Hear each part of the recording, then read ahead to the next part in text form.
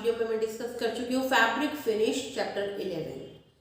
ठीक है, आज की क्लास में बेटा हम डिस्कस करेंगे फैब्रिक फिनिश के कितने टाइप होते हैं। ठीक है, कितने टाइप की फैब्रिक फिनिशेस होती हैं। लास्ट क्लास में हमने डिस्कस किया था क्लासिफिकेशन ऑफ फैब्रिक। ठीक है बेटा, आज की क्लास में जैसे कि मैंने बताया टाइप कितने टाइप की होती है, तो दो टाइप की होती है, एक होती है बेसिक फिनिश, एक होती है स्पेशल फिनिश।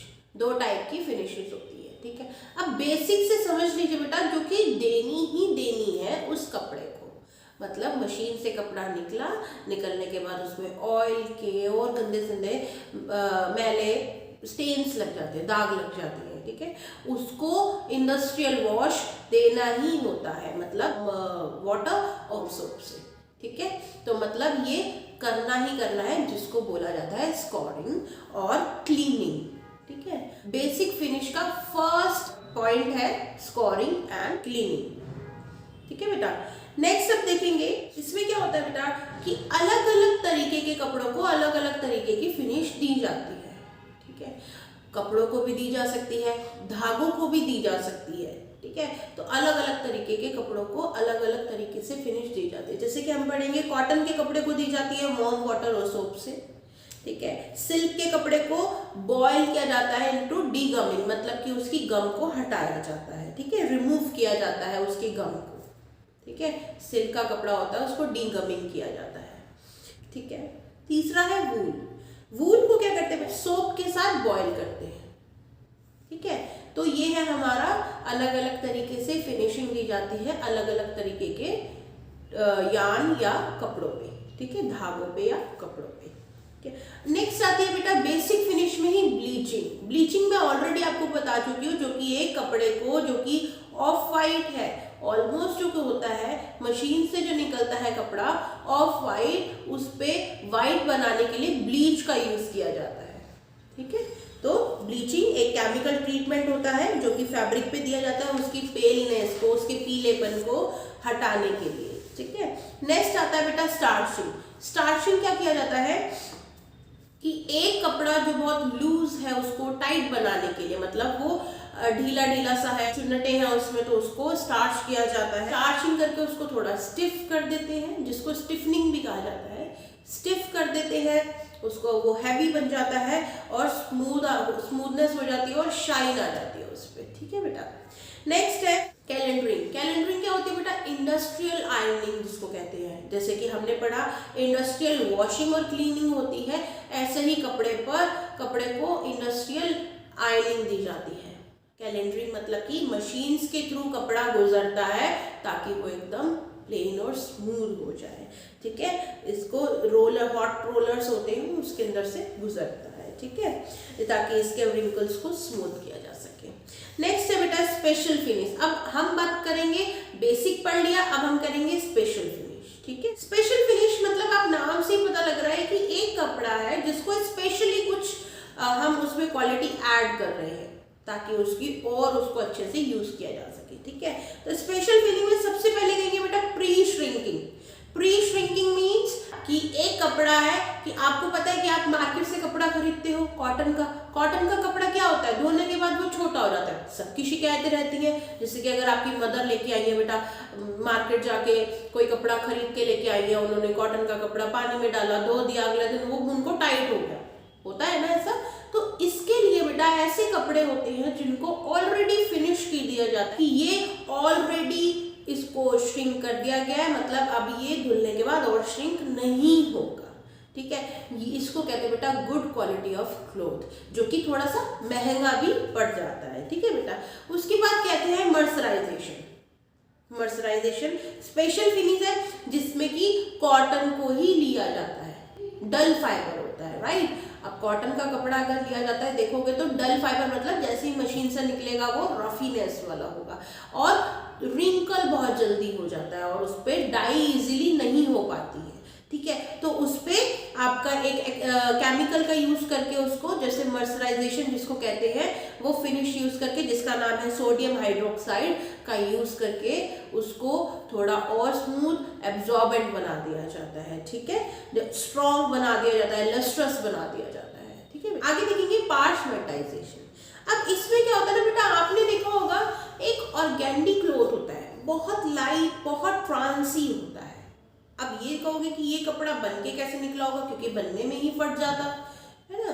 जैसे कि आप देखोगे आपकी मदर क्लोथ लेके आई है, वो कहती है कि अंदर से आपको लाइनिंग लगानी है, एक पतला क्लोथ लगाते हैं। जस्ट लाइक अगर कोई सूट ट्रांसी है तो उसके अंदर से हम क्लोथ एक और से जोड़ देते हैं ताकि वो कपड़े को ट्रांसी और ना बनाए। तो वो जो कपड़ा अंदर लगाया जाता है वो मोटा नहीं हो, बहुत पतला ट्रांसी सा होता है, राइट।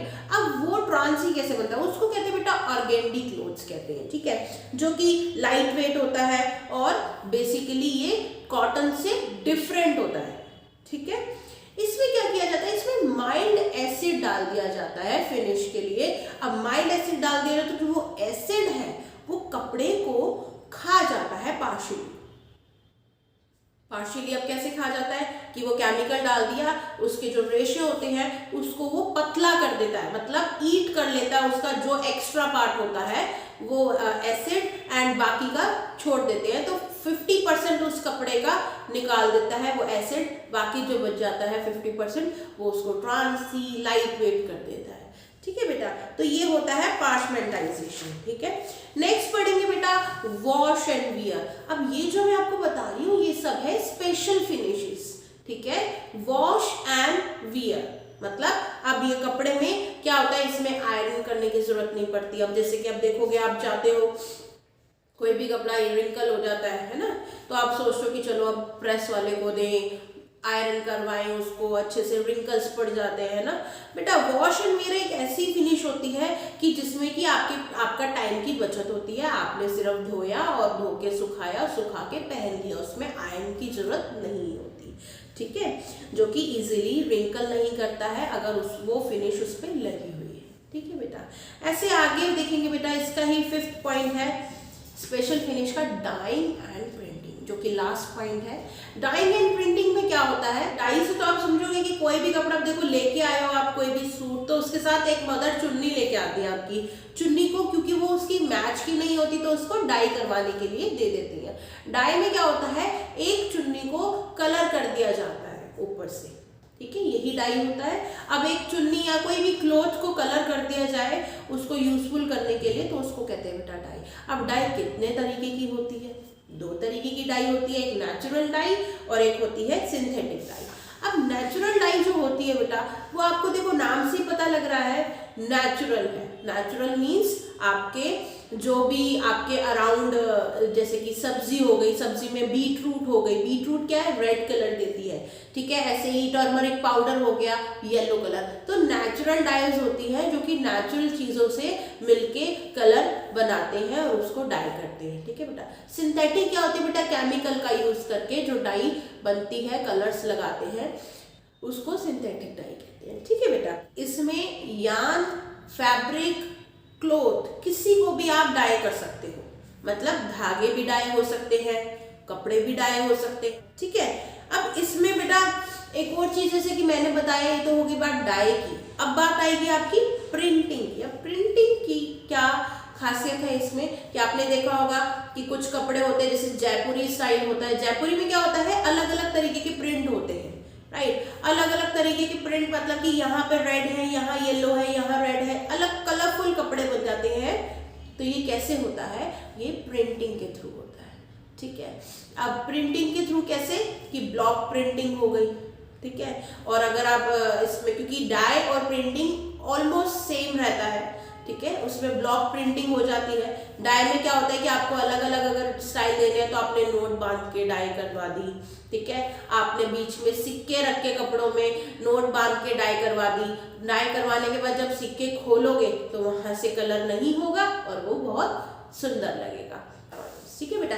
अब इस चैप्टर में हमने पढ़ लिया है पूरा चैप्टर कि कैसे फैब्रिक फिनिश होती है, क्या क्या किया जाता है, बेसिक क्या है, आपकी स्पेशल क्या है, ठीक है बेटा। इस क्लास में इतना ही। अब बेटा अगर आपको कोई डाउट होता है तो हम जूम क्लास में हम डिस्कस करेंगे। और ऐसा आप इस वीडियो को लाइक कीजिए, कमेंट कीजिए, सब्सक्राइब कीजिए चैनल हमारा, एंड नीचे कमेंट बॉक्स में बेटा आप अपने डाउट्स भी लिख सकते हो। Thank you so much, have a nice day.